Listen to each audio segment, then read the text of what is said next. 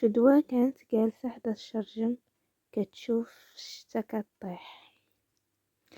دارها عامرة بالناس ولكن قلبها خاوي، وهي تسمع الصوت ديال امها كتقول لها واش غادي تبقاي ساكتة هكا حتى يضيع كل شي. فدوى ما تجاوبتش حيت الكلام ولا تقيل. فدوى رجعات بذاكرتها العامين اللور. نهار قررت تخلي الخدمة ديالها باش تعاون راجلها ياسين اللي قال ليها غادي تدوز غير هاد المرحلة وغادي نوقف معاك، ولكن المرحلة طولات والوقفة ما جاتش. ياسين ولا كرجع معصب من الخدمة، في اي سؤال مشكل وفي اي نقاش لغوات. نهار قالت ليه فدوى حتى انا عييت، جاوبها بورود الا ما عجبكش حياتك الباب محلول. ومن داك النهار فدوى بدات كتحس براسها غريبة في دارها. صونا التليفون على فدوى في وسط الليل، واحد الخبر بحال الصاعقة. الاب ديالها مريض بزاف وداوه للطبيب. فدوى خاصها الفلوس والدعم، ان ياسين يوقف معاها ويساندها. مشات عنده، شافها كتبكي، قال ليها غير دبري راسك، انا ما عنديش الوقت. وسد الباب وخلاها واقفة بدموعها.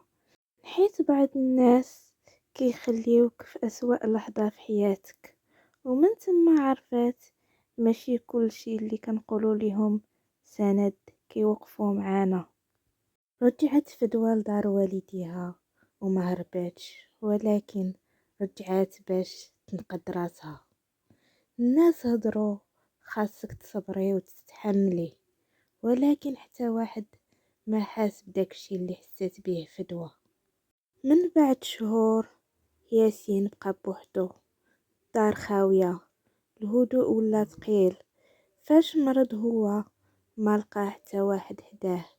فتح تليفونو، شاف اخر رسالة من فدوى، قالت ليه فيها كنت محتاجة ليك ولكن ما كنتيش وما وقفتيش جنبي.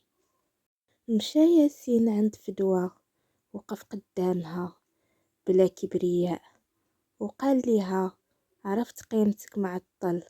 فدوى شافت فيه ولكن ما شافتش الراجل اللي كانت كتسنى فيه، وقالت بهدوء بعض القرارات الى تعطلات ما كيتصلحوش.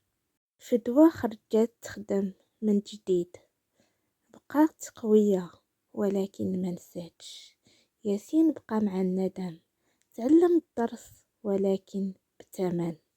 خلاصة القول ماشي كل واحد كيبقى حتى النهاية، وماشي كل اعتذار كيرجع اللي ضاع. قولوا لي كيف جاتكم هاد القصة في التعليقات، وهي اللي غادي نديرها لكم نهار الحد مع سعود.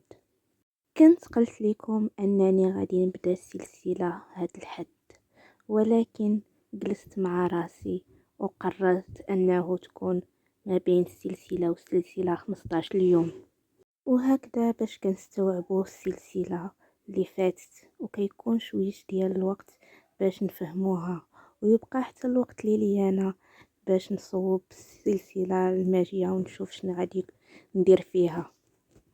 منين نبداو السلسلة الجديدة داك الساعاتي غادي تكون غير سيمانة ما بين جزء وخاه. راني كثرت عليكم في السلسلة والسلسلة والسلسلة غير سمحوا لي وصافي. وهكذا غادي نكون وصلنا لنهاية القصة ديالنا.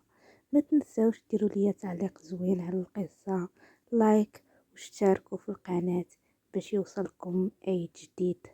وما تنساوش ان هدفنا هو نوصلوا ل100 ودعمكم هو اللي غادي يوصلنا. يلا بسلام عليكم وفي رعاية الله وحفظه.